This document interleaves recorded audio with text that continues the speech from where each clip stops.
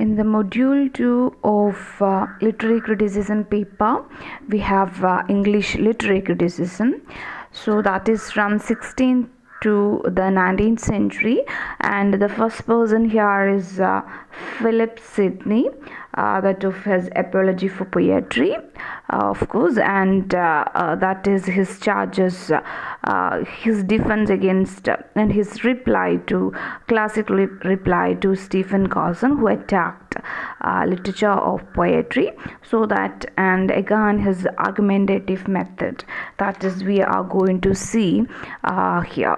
So Sir Philip Sidney, so he is a person who is the model of an Elizabethan courtier and a gentleman especially, and he was a person who was mortally wounded at the battle of Suffin, and thirsty with excess of bleeding, he passed on the bottle of water brought to him to a poor soldier, the same agony of thirst and death. And he was the person who says saying like, thy need is greater than mine. So that kind of a person he is, Philip Sidney.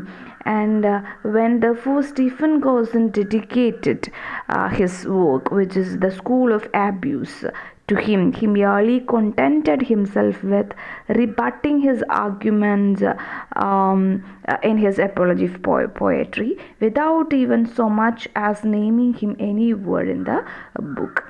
Okay, so he is often cited as an archetype of the well-rounded Renaissance man.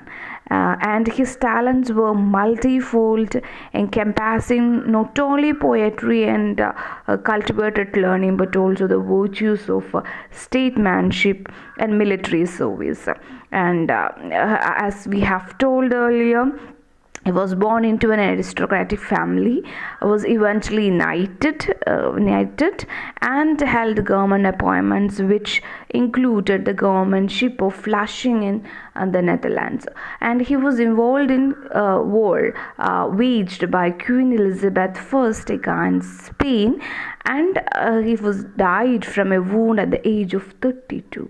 Okay, his friends included the poet Edmund Spenser. He wrote a pastoral romance, the Countess Pembroke Arcadia, in the year 1581, and he was original in producing a sonnet cycle in the English language, influenced by the Italian poet Petrarch, entitled Astrophel and Stella.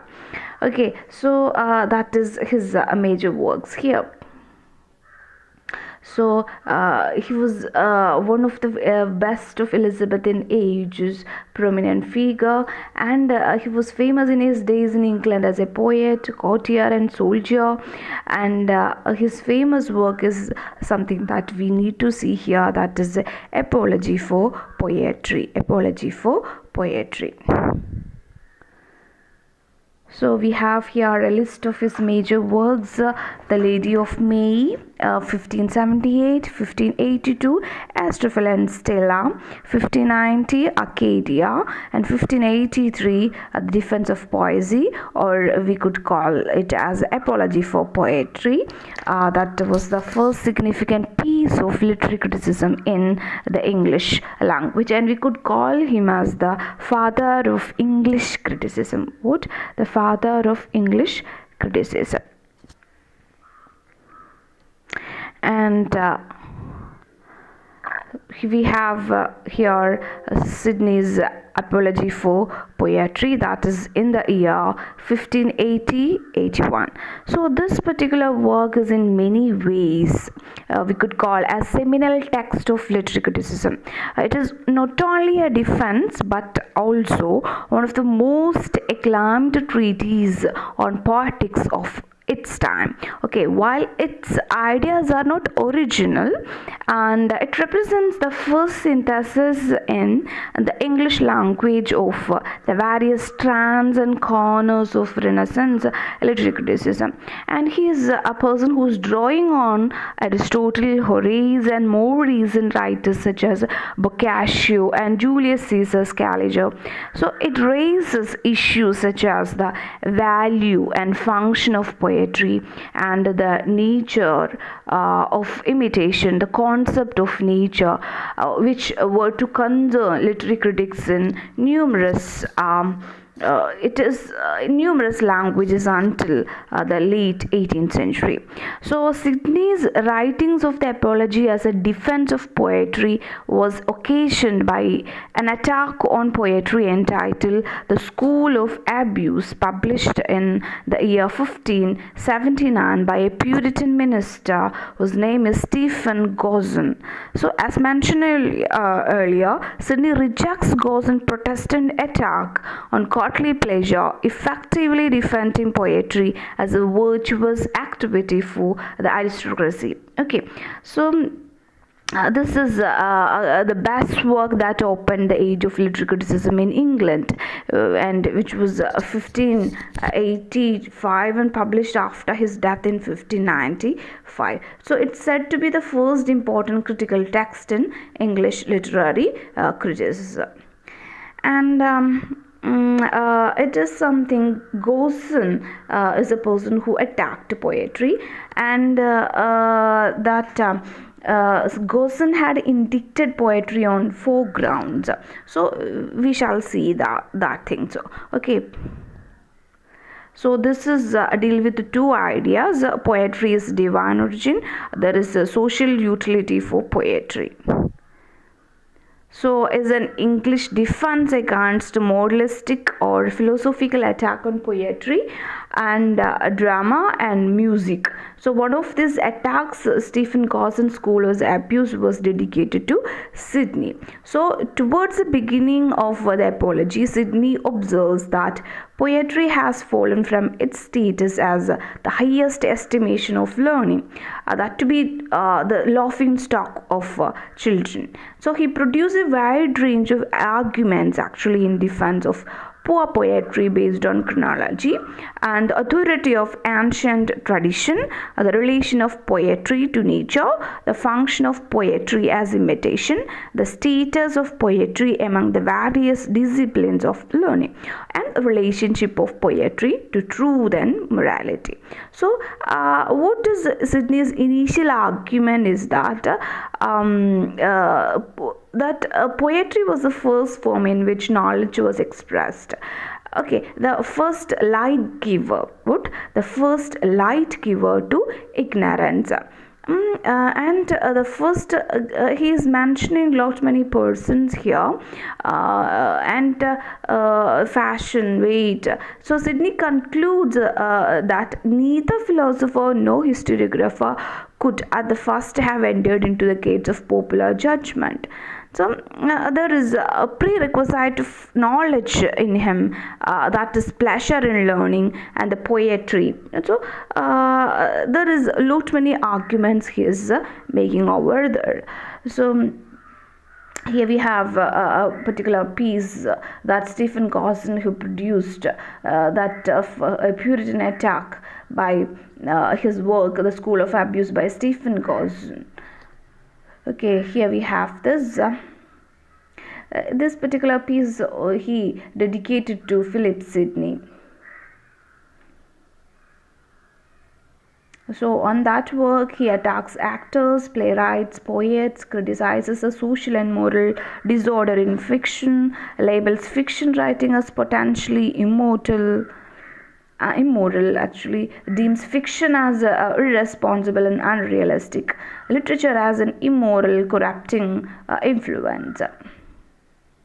So this is how he dedicated Philip Sidney, that particular work. To the right noble gentleman, Master Philip Sidney, Esquire, Stephen Gosson wisheth health of body, wealth of mind. This is how he dedicated. So now we are going to see how he defended the defense of poetry, poesy, that's literature, poetry or prose, whatever. The apology of poetry defends against all the charges laid against since Plato. So he as a person, Sidney, he considers poetry or literature as the oldest of all branches of learning and establishes his superiority.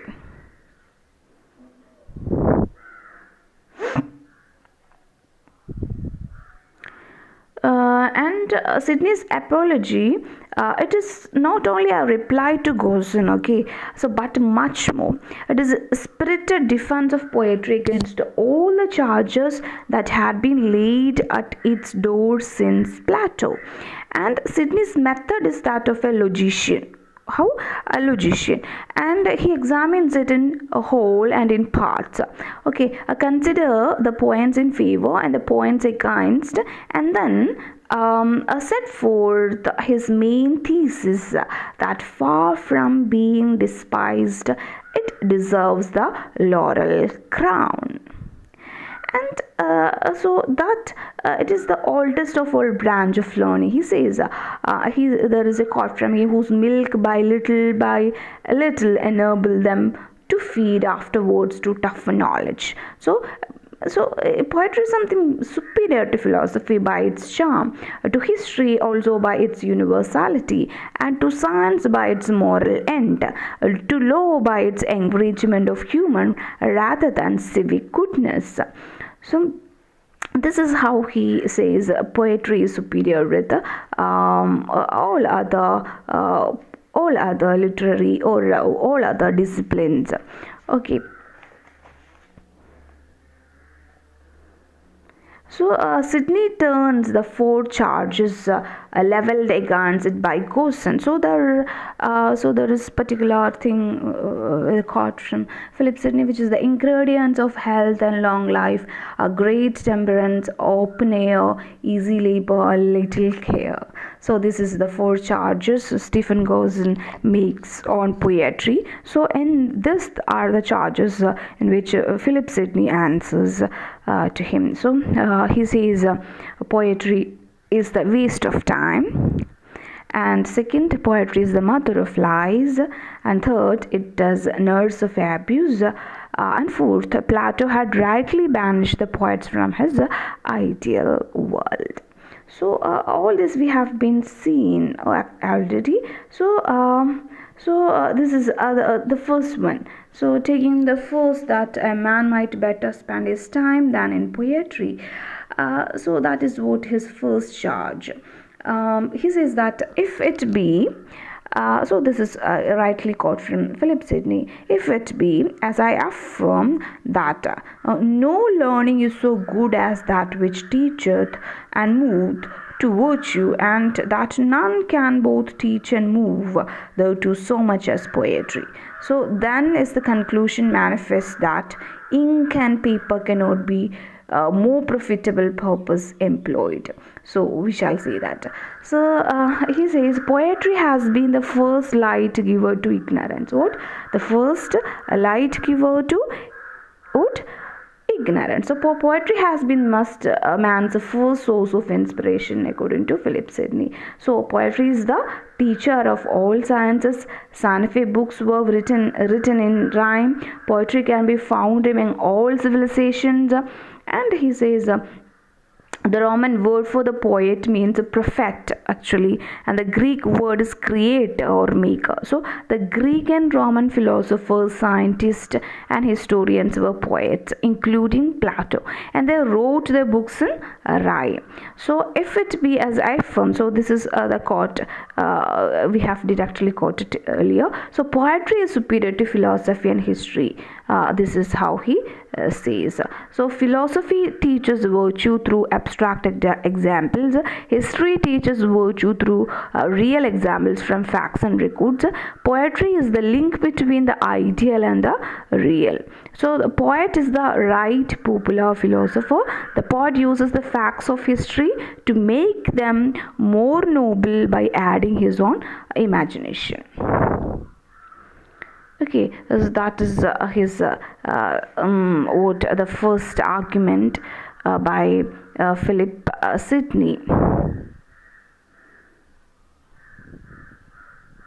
So in this, his point is that an essential prerequisite of knowledge is pleasure in learning, and it is poetry that has made each of these varieties of knowledge, that of us, if it is scientific, moral, philosophical, political, accessible by expressing them in pleasurable forms. That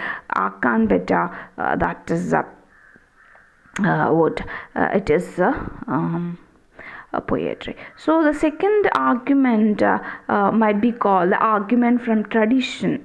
What This is how he establishes the poet is a liar is to misunderstand his very purpose. So the question of veracity or falsehood arises only where the person tells of facts past or present. So the poet has no concern whatever with this. He merely uses them to arrive at a higher truth. So as a poet, therefore, he can scarcely be a liar.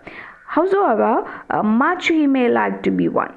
Okay, so the poet does not lie because he never affirms that his fiction is true. ഒരിക്കലും പറയുന്നില്ല ഞാൻ പറയുന്ന സത്യമാണ്. So the poetic truths are ideal and universal. And also said that falsehood arises only where a period tells of facts and past or present, and the poet has no concern with that.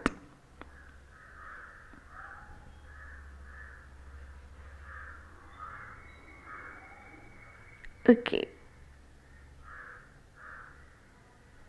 So the ancient Greek definition of poetry is even more important for Sidney, providing access into his own view of the connection between poetry and nature. Okay.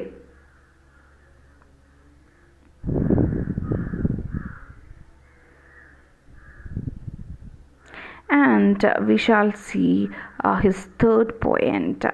So what was the third argument? Poetry is a nurse of abuse. Poetry is a nurse of abuse. To Sidney, it is people who abuses poetry.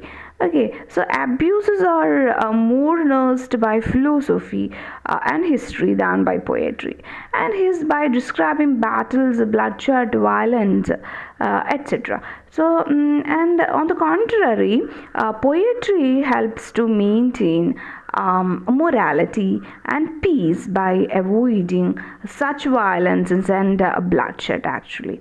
And all arts and sciences put evil effects if they are misused.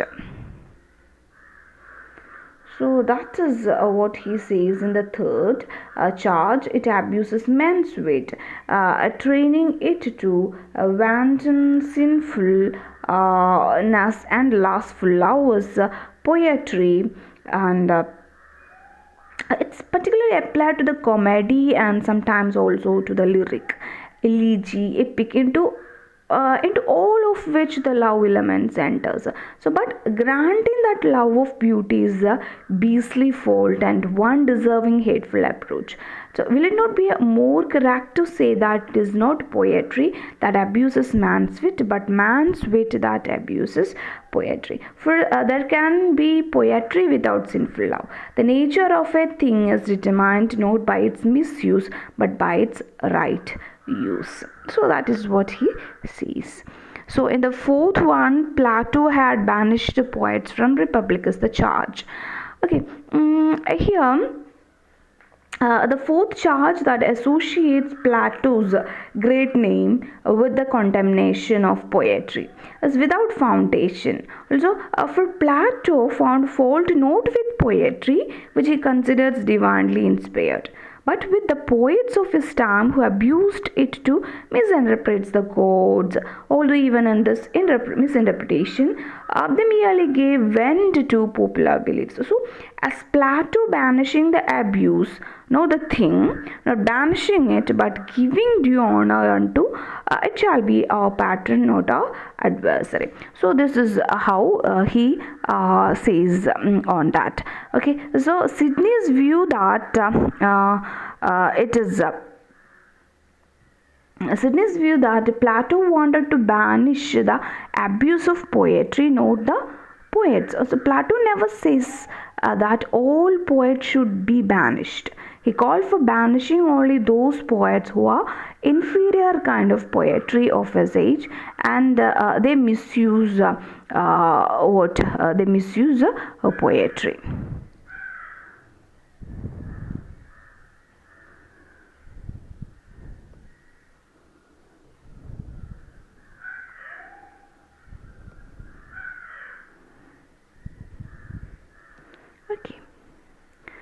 So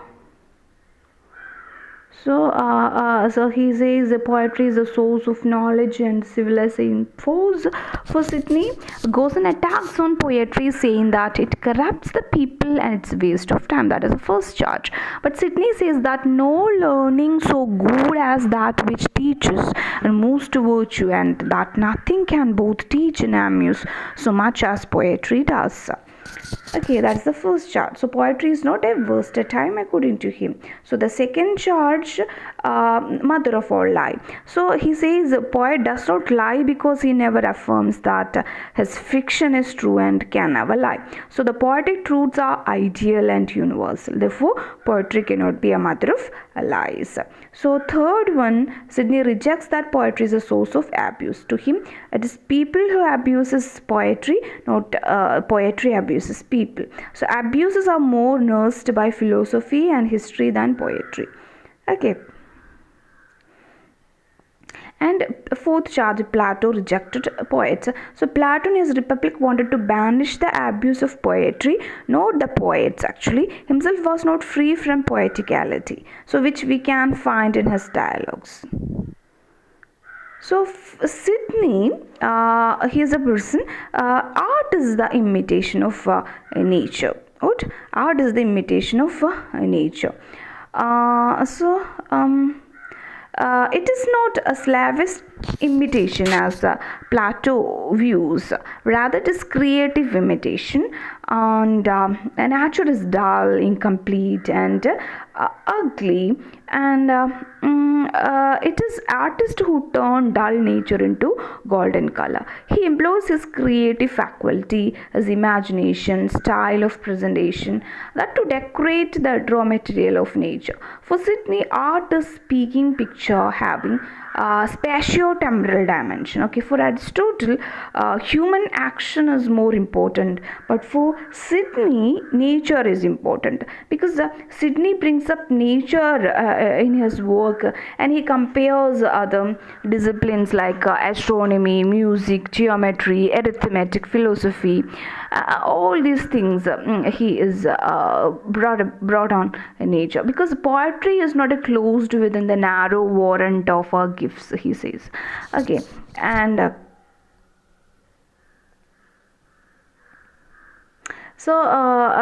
in his world, heroes are ideally presented and evils are corrupt. So didactic effect, okay, teaching moralistic depends on the poet's power to move. It depends upon the effective quality of poetry. So among the different forms of poetry, there is like lyric, elegy, satire, comedy, and etc. And like Aristotle, epic is the best form as it portrays heroic deeds and inspires heroic deeds, and inspires people to become courageous and patriotic.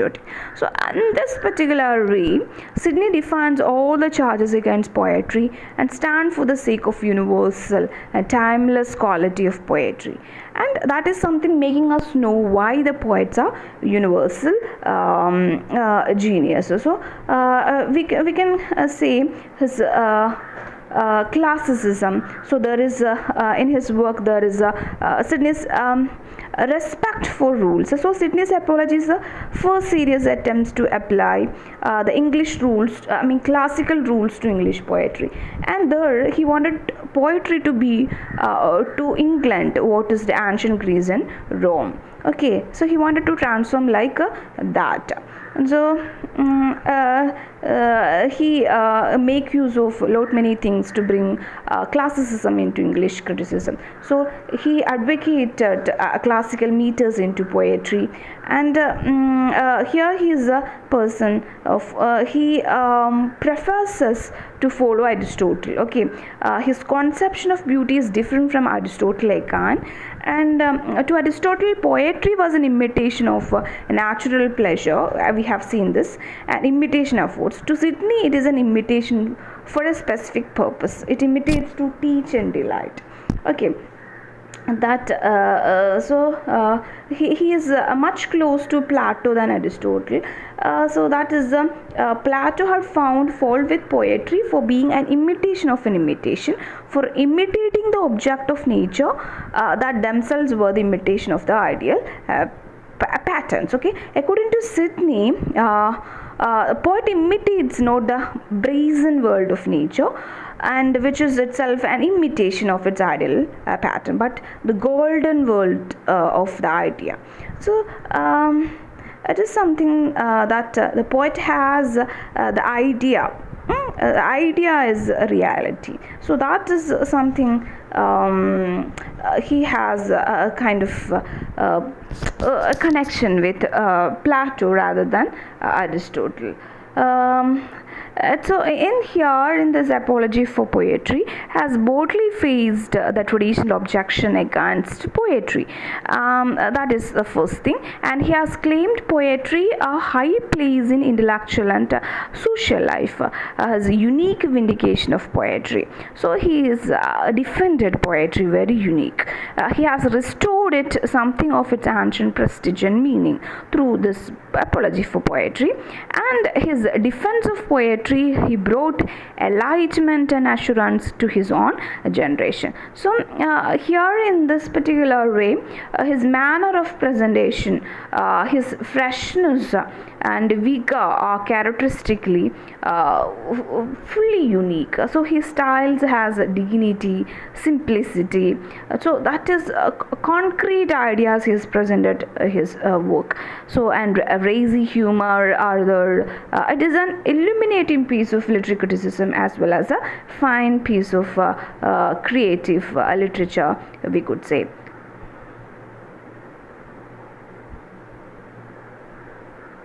Okay, so he is actually a persuasive writer, which is his wit and intelligence to leave his audience speechless. So without rebuttal, okay, he leaves little to no gaps in his arguments for critics to expose. So that is his argumentative method. So he uses Greek mythology and biblical literature because there are two major subjects that vast majority of people have some knowledge on that period. On that knowledge about. So because many people know about biblical literature and Greek mythology and these all subjects, and it makes it hard for readers to refute his claims. So while persuading those who previously were versed in opinion of poetry. So the more the reader digs into the references and allusions of Sidney's work, the more amazing it becomes. So we cannot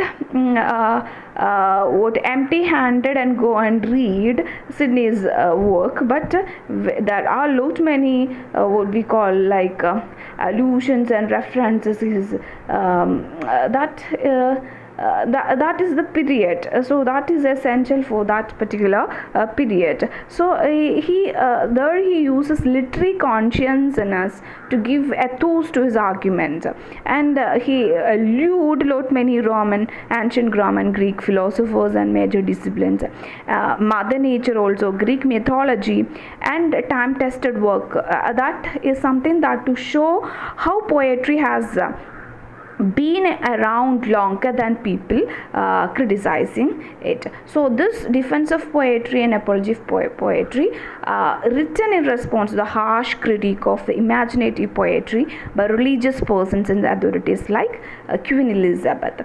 So he is a person who is extremely persuasive in his technique, using formats like narration of classic rhetoric, giving on the sense that he could be a historian or a professional lawyer. Okay,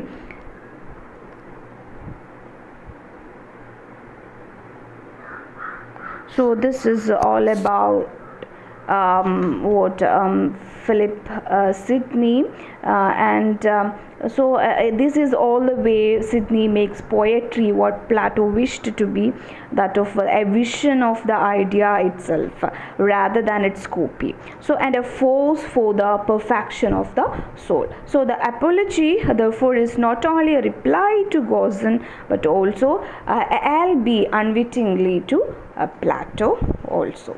So we should conclude with that. Okay.